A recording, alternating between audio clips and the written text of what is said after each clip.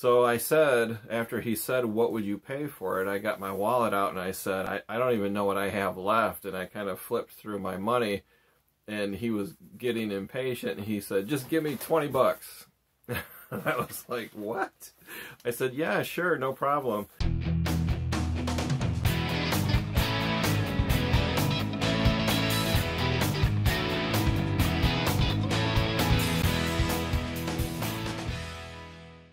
Hey, Midwest Picker here.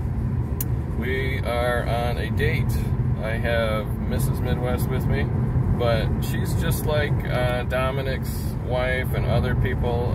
She supports everything I do, but she does not want to be on video, so that's totally cool. I understand that.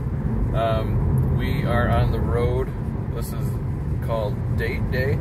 So we are going to hit garage sales, flea markets, estate sales, restaurants, pretty much anything we want to do. So we are on the road, maybe hitting a flea market, we don't know, but we will I'll make some video there, hopefully, maybe, and then we're gonna go out to lunch afterwards. So if I score anything from the flea market or garage sales or estate sales or anything like that, I will do an unboxing when I get back to the eBay office. You want to say any words?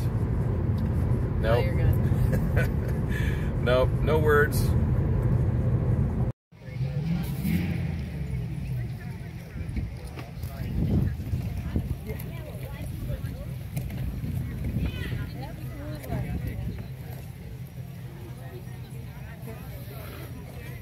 Oh my gosh, is he heavy?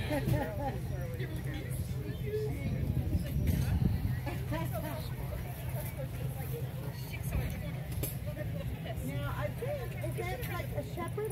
I've seen an Australian shepherd.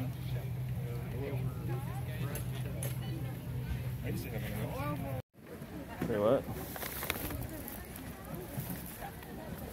I think I was wrong.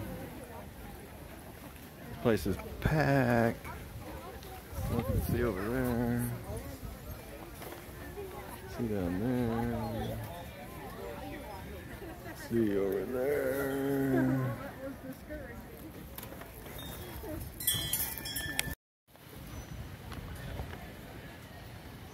Yeah, I was wrong.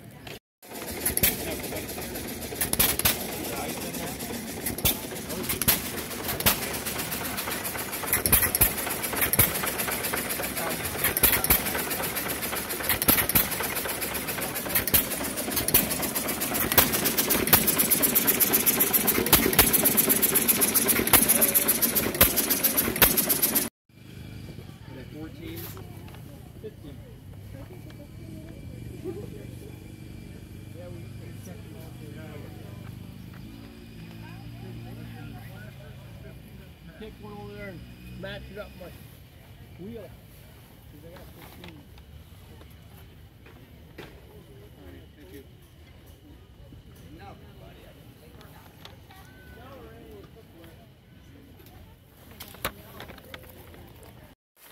Alright, we're back in the eBay office. Boy, am I tired.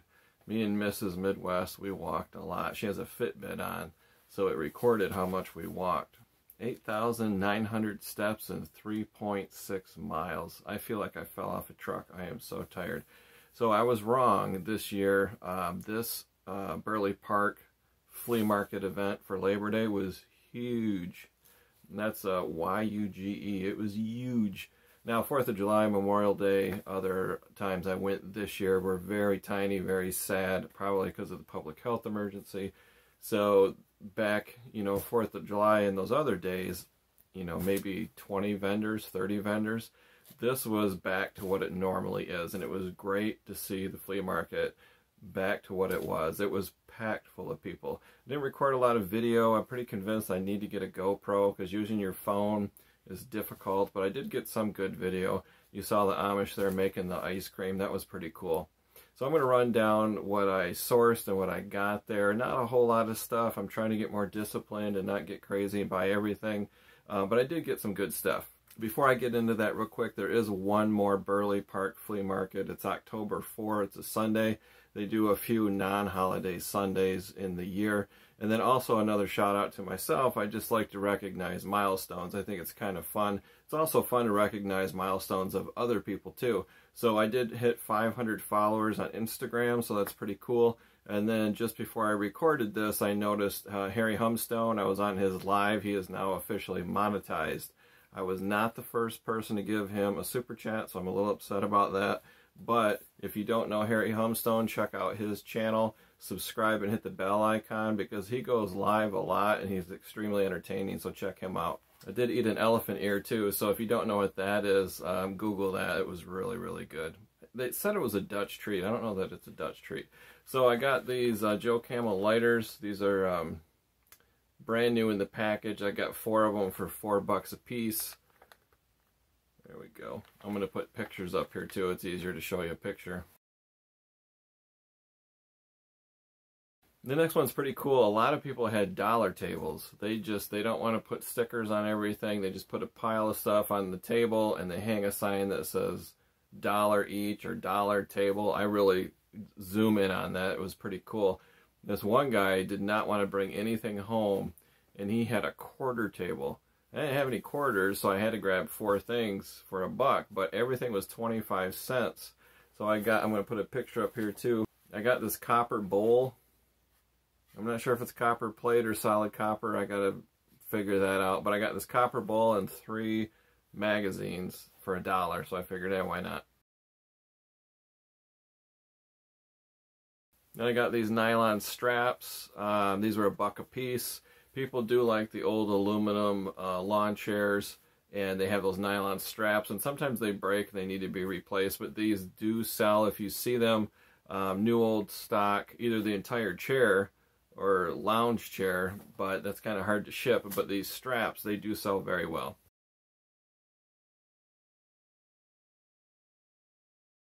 This item, I'll put a picture up too. It's a gold dust soap washing powder. I don't know, $6. It's in rough condition, but I thought it would make a great little decoration for the eBay office. There's much nicer ones for sale on eBay, so I don't know if I could compete with them because of the fact that it's, you know, tore open on the top and it's got some condition issues. It might just be a decoration. I don't know yet.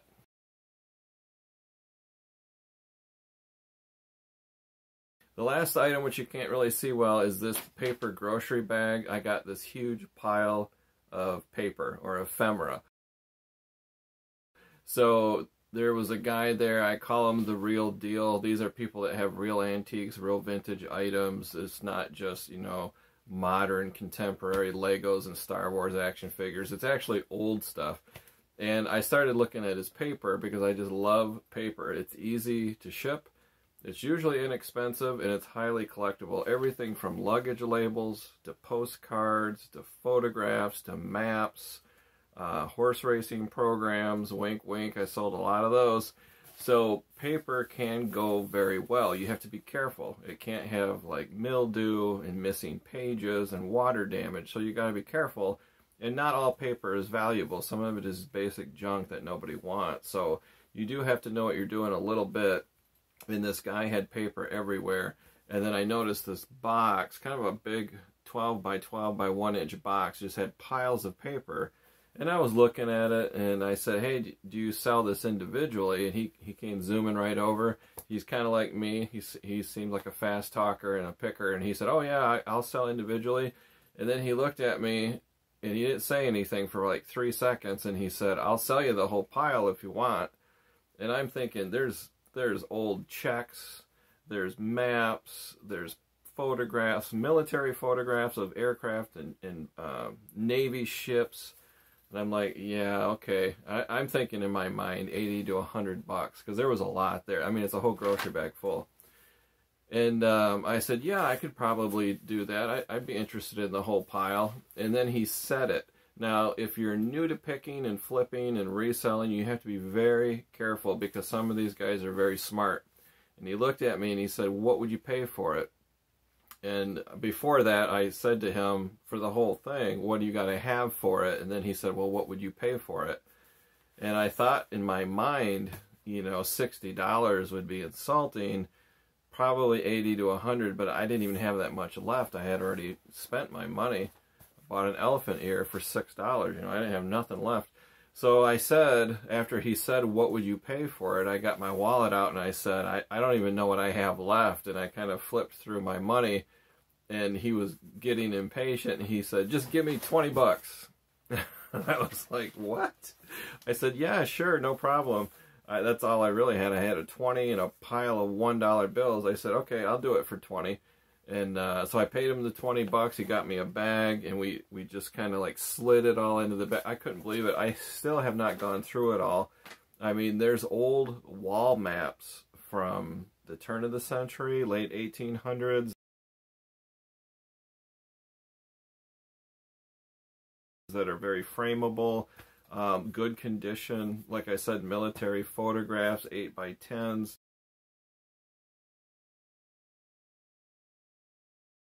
Checks from Shell Oil Company. I mean, I don't even know what's in this bag, but when he said 20 bucks, I couldn't get out my money fast enough. I said, "Yeah, sure, you know, I can do 20." I'm thinking one of these wall maps are going to sell for $100 easy. So I scored really good with the ephemera.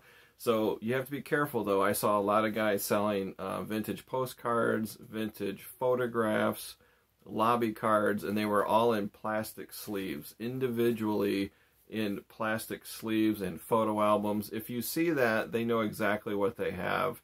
Now you can look, but they're going to want $5 to $10 a piece. That's probably not what you want. What you want is the shoebox or a container that's just piled in there, because to them it's a pile of paper, and they probably got it from a storage locker or estate sale leftovers. I don't know. They have no sentimental attachment whatsoever. They have not gone through it. That's the deals you get, and this guy only wanted $20, and there's probably 100 pieces in this bag. So, I mean, I'll figure out the cost of goods later, but when you see like I said, the items and all the plastic protective sleeves, then they know what they have, and you're not going to probably not going to get a good deal. I did get a good deal on those Vinegar Valentines or Penny Dreadfuls, because I bought the entire 3-ring binder. Those were in protective sleeves, and he wanted $2 to $3 a piece. I ended up getting, I don't even remember, 147 of them for 45 bucks. So I got lucky on that one. But so we had a great day. My feet are really sore. I'm really thrilled for Burley Park that the turnout was huge. Now, another warning, too, if you go to flea markets, a lot of these vendors and sellers will set up the night before. Well, here in Michigan, we got a terrible thunderstorm last night. So when me and Mrs. Midwest were out shopping and looking around in the flea market, a lot of the vendors had those white plastic folding tables, and some of them still had puddles, and they had their merchandise sitting in those puddles. So they would set up the night before and sleep in their car, and then they'd wake up at 7 a.m. or 8 a.m. Well, if I saw that, I just kept walking. I mean, they had video games, stereo receivers, salt and pepper shakers, all kinds of cool stuff sitting in puddles of water. They didn't even take the time to tip the table and drain the water. I mean, Star Wars action figures on the card, and then the bubbles full of humidity and moisture, and the card is all wet. It's like, come on. I know you want to set up the night before, but at least throw a tarp over it or do something, you know, show some pride in your products and your wares, I guess. I don't know what the word is, but when they did that, I just kept on walking. Just don't even stop, don't even look. I'm not going to buy video game cartridges if they've been sitting in the rain all night. I mean, who knows what condition those are in. So that's the video, guys. If you liked it, give it a thumbs up. If you're new here, please hit that subscribe button and the bell icon. That way you get notified every time I upload a video. So this is called a haul video. If you have any questions, put it down in the comment section.